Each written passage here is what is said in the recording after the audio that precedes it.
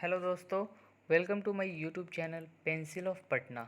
और आज हम हिस्ट्री के सेक्शन में पढ़ने वाले हैं the story of the first cities, यानी प्रथम नगरों की कहानी। वैसे नगर जो शुरू में ही बसे थे, जब संस्कृति का विकास हुआ था, संस्कृति की शुरुआत हुई थी हिंदुस्तान में और पूरी दुनिया में, तब नगरों का जो है उद्भव भी शुरू हो गया था। नगर यानी कि शहर बसने भी शुरू हो गए थे। तो इसी के बारे में हम लोग जो है भारत के इतिहास के भाग 1 में पढ़ने वाले हैं, आज सीखने वाले हैं।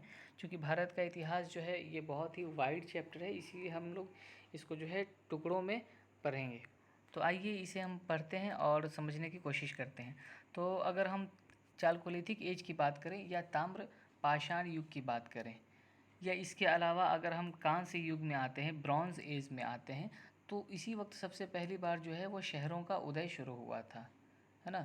विश्व के जो शुरुआत नगरों में कौन कौन से थे, तो सुमेर थे। सुमेर जिसको हम आज क्या कहते हैं, इराक के नाम से जानते हैं, ये सुमेर है। सुमेर का इलाका है जो अब मॉडर्न टाइम में क्या है, इसे इराक के नाम से हम लोग जानते हैं, है ना। तो क्या हुआ कि सबसे पहले यहीं पे नगर आकर बसे थे।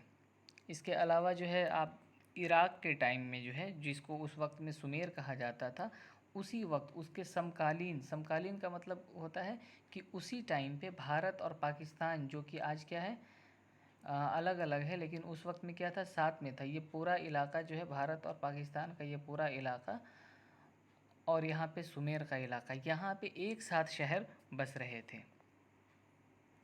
बाद में जैसे जैसे समय बीतता गया तो फिर मिस्र बसा, यूनान, रोम और दूसरे देशों में भी नगरीय सभ्यता का विकास हुआ। तो नगरीय सभ्यता जो है वो गांव की सभ्यता से बिल्कुल अलग थी। जैसा कि आज भी गांव की सभ्यता में, गांव की संस्कृति में और शहरों के सभ्यता संस्कृति में हम देखें तो बहुत ज़्यादा ज़मीन आसमान का फ़र्क मिलेगा। तो ये फ़र्क जो है उस वक्त भी थी। शहरों की संस्कृति जो है, नगरों की संस्कृति और सभ्यता गाँवों से बिल्कुल अलग थी। पुरातात्विक स्रोतों से और प्राचीन नगरों एवं विकसित नगरीय सभ्यता संस्कृति से हमें बहुत सारी जानकारियाँ भी मिलती। तो आइए अब हम देखते हैं हड़प्पा सभ्यता की खोज के बारे में बात करते हैं और सभ्यता का नामकरण किस तरह से हुआ था, इन सारी चीज़ों के बारे में हम जानकारी हासिल करते हैं। तो भारत की जो प्राचीनतम यानी सबसे ज़्यादा प्राचीन सभ्यता है वो सिंधु घाटी सभ्यता है, इंडस वैली सिविलाइजेशन। इसी को हम हड़प्पा सभ्यता के नाम से भी जानते हैं। अच्छा, इसे सिंधु घाटी सभ्यता क्यों कहते हैं, तो सिंधु घाटी सभ्यता इसलिए कहते हैं कि जब सबसे पहले जो अवशेष मिले थे तो वो सिंधु घाटी के आसपास ही मिले थे। इसी वजह से इसे सिंधु घाटी सभ्यता या फिर सैंधव सभ्यता भी कहा जाता है ना। जो सबसे पहले अवशेष जो मिले थे, जो हमें अवशेष प्राप्त हुए थे, उसका जो प्रमुख केंद्र था वो सिंधु घाटी ही था, वहीं से सामने आया था सबसे पहले। इसी वजह से इसे सैंधव सभ्यता या फिर सिंधु घाटी सभ्यता के नाम से जाना जाता है। तो बाद में इस सभ्यता के अवशेष जो है वो सिंधु घाटी के बाहर में भी मिला, है ना, बहुत बड़े क्षेत्र में मिला, ढूंढा गया था। तब हड़प्पा को, जो इस सभ्यता का सब प्रमुख केंद्र था, इसी के नाम पर इसको क्या कर दिया गया, इसी का नाम हड़प्पा सभ्यता रख दिया गया। हड़प्पा सभ्यता या हड़प्पा संस्कृति के नाम से फिर ये जाना जाने लगा और इतिहासकार इसे हड़प्पा संस्कृति ही कहने लगे। इसके नाम बदलने का एक और कारण था, वो ये था कि हड़प्पा के समान ही सांस्कृतिक तत्व जो है एक विस्तृत भूभाग से, यानी सिंधु घाटी के बाहर भी प्रकाश में आए थे, सामने आए थे। इसीलिए आधुनिक पुरातत्ववेत्ता जो हैं, जो आधुनिक, जो आजकल के हैं, ये सिंधु घाटी के स्थान पे जो है इसको हड़प्पा सभ्यता या हड़प्पा संस्कृति ही जो शब्द है उसी का यूज़ करने लगे और उसी नाम से इसको बुलाने लगे। संस्कृति से अर्थ यहाँ पे पुरावशेषों के उस समूह से लगाया गया है जो एक विशेष शैली में निर्मित है। ये एक ही भौगोलिक क्षेत्र अथवा समय के होते हैं, है ना, किसी खास जगह के, किसी खास भौगोलिक क्षेत्र के या किसी खास टाइम के अवशेष होते हैं। इस वजह से इसे संस्कृति की संज्ञा दी गई है। अगर हम हड़प्पा सभ्यता की खोज की बात करें तो 19वीं शताब्दी के शुरू में ही ये शुरू हो गई थी, हड़प्पा सभ्यता की खोज। और 1875 में जो है विख्यात, जो बहुत ही फेमस, आप लोगों ने नाम भी सुना होगा, अलेक्जेंडर कनिंघम का। तो अलेक्जेंडर कनिंघम का इसमें बहुत बड़ा रोल रहा है। ये पेशे से क्या थे, ये पेशे से एक इंजीनियर थे और भारतीय पुरातत्व संरक्षण यानी archaeological survey of India, ASI के जो सबसे पहले डायरेक्टर जनरल भी इन्हें बनाया गया। तो उन्हें भारतीय पुरातत्व का पिता यानी फादर ऑफ इंडियन आर्कियोलॉजी भी कहा जाता है। फादर ऑफ इंडियन आर्कियोलॉजी अगर आपसे पूछा जाए कि कौन है, अगर एग्ज़ाम में ये क्वेश्चन है तो आप बता सकते हैं कि फादर ऑफ इंडियन आर्कियोलॉजी कौन है, अलेक्जेंडर कनिंघम। यानी कि पिता कौन है, भारतीय पुरातत्व का पिता कौन है, जनक कौन है, तो ये हम अलेक्जेंडर कनिंघम को कहते हैं। असल में कनिंघम को हड़प्पा से एक लिपिबद्ध जो है मोहर मिला था वहाँ पे उनको, उसमें सांड की मूर्ति बनी हुई थी और कुछ अज्ञात लिपि में कुछ लिखा हुआ था, कुछ अक्षर जो है वो खुदे हुए थे। वहाँ पे टूटे फूटे कुछ जो है भवनों, कुछ ये के भी अवशेष मिले हैं। यहाँ आप देख सकते हैं टूटे फूटे घरों के भी अवशेष मिले हैं। इसके अलावा ही जो इनको है ये भी मिला था। इन्हें कुछ मोहरें भी प्राप्त हुई थी जिनमें कुछ कुछ जो है लिखा हुआ था। वो लिपि जो है पढ़ी नहीं जा सकी है, अभी तक जो है अज्ञात है। तो ये जो टूटे फूटे भवन इन्हें मिले थे, तो इस वजह इसी आधार पर कनिंघम महोदय ने सोचा कि यहाँ किसी प्राचीन नगर के होने का अनुमान लगाया था। यहाँ बिखरी ईंटों को देखकर उन्होंने कहा था कि ये ईंटें जो है, यहाँ बिखरी ईंटों को देखकर उन्होंने कहा था कि ये ईंटें इतनी अधिक हैं, इतनी ज़्यादा मात्रा में ईंटें मिली हैं कि इनसे लाहौर से मुल्तान तक, जिसकी दूरी जो है 100 मील थी, रेलवे लाइन बनाई जा सकती थी। लेकिन कनिंघम ने इस जगह को जो है कि पूर्ण सर्वेक्षण में अधिक दिलचस्पी नहीं ली, क्योंकि उनकी अभिरुचि जो थी वो ऐतिहासिक स्थलों के पुरातत्व में ज़्यादा थी। तो 20वीं सदी के आरंभिक दशकों तक इस विस्मृत सभ्यता की ओर विद्वानों ने कम ही ध्यान दिया, परंतु बाद में हड़प्पा सभ्यता की खोज में आश्चर्यजनक प्रगति हुई, जिसके परिणाम स्वरूप आज हमारे पास इस नगरीय सभ्यता का विस्तृत विवरण भी उपलब्ध है।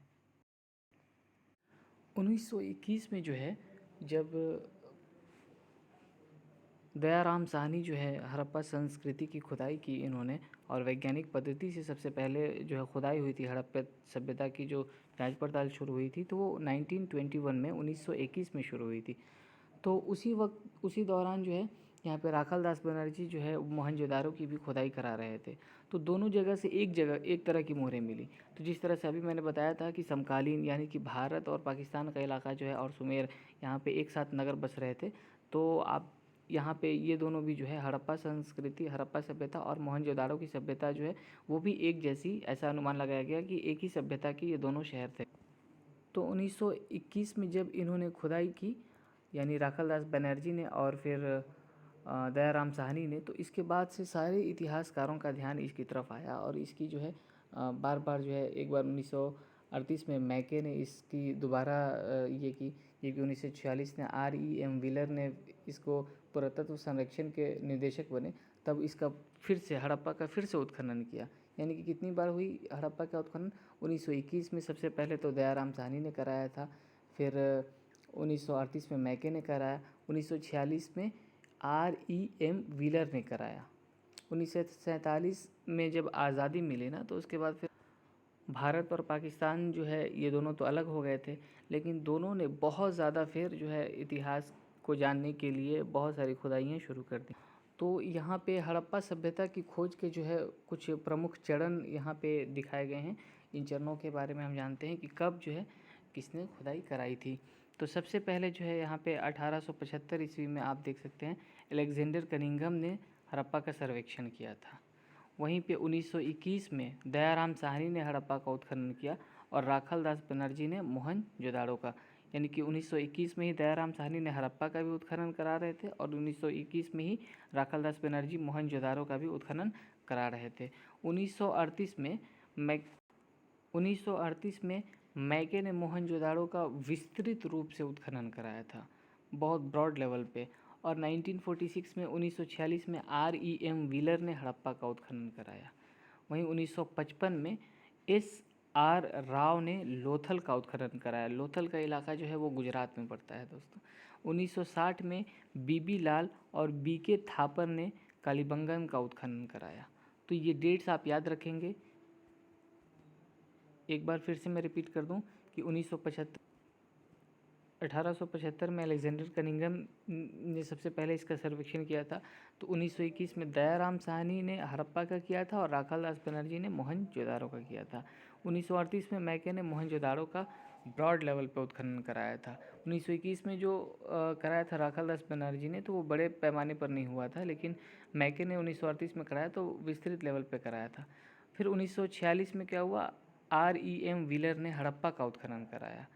1955 में SR राव ने लोथल का उत्खनन, लोथल जो है गुजरात में है, मैं फिर से रिपीट कर दे रहा हूँ, यहाँ पे 3 शहरों के नाम बार बार आ रहे हैं, मोहनजोदारो, हड़प्पा और लोथल। 1960 में BB लाल और BK थापर ने कालीबंगन का उत्खनन कराया था। तो ये डेट्स जो है ये ज़रूर याद रखिए, एग्ज़ाम में आ सकता है, किसने कराया और कब कराया। तो आज की वीडियो को यहीं रहने देते हैं और इसके साथ ही जो है नेक्स्ट वीडियो में हम बात करेंगे हड़प्पा सभ्यता का विस्तार, और फिर उसमें कौन कौन सी प्रमुख स्थल कौन कौन से थे, वहाँ के लोगों का जीवन किस तरह से यापन होता था, ये सारी बातों को हम देखेंगे। दोस्तों, अगर आपने अभी तक हमारे YouTube चैनल को सब्सक्राइब नहीं किया है तो सब्सक्राइब कर लें, ताकि हमारे आने वाले वीडियोस की जो है नोटिफिकेशन आप तक पहुंचती रहें। अगर वीडियोस अच्छी लगी हो तो लाइक कर दें और अपने साथियों के साथ भी शेयर करें। इसके साथ ही बेल आइकन भी दबा दें ताकि नोटिफिकेशन